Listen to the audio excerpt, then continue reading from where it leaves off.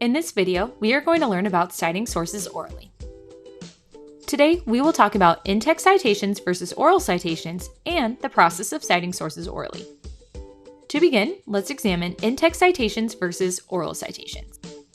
In-text citations are primarily used during essays. They are located at the end of the information that you're citing and usually marked in parentheses. In-text citations are not read out loud.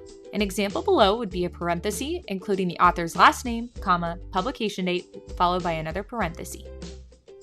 Oral citations, on the other hand, are used during speeches. They're at the beginning of the information and they're written in addition to said aloud.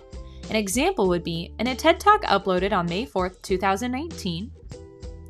There are 4 requirements in oral citations, including the source name, source type, date tag, and date.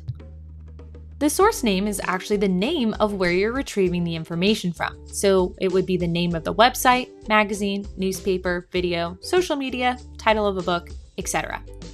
Because of the amount of information that's available, we need to distinguish what you're actually using. Is it, quote, book, magazine, newspaper, video, website, etc. Please keep in mind, article is not considered a source type.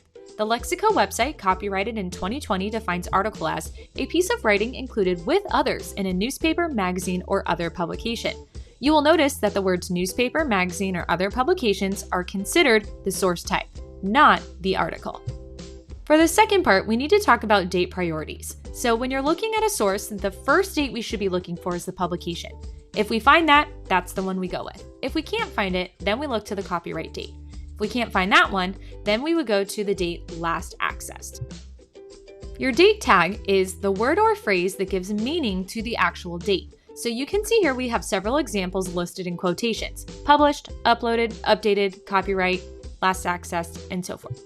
The date consists of the month, day, and year of the publication. Only write what you know. So if you only know the month and the year, you include that. If you only know the season and the year, include that.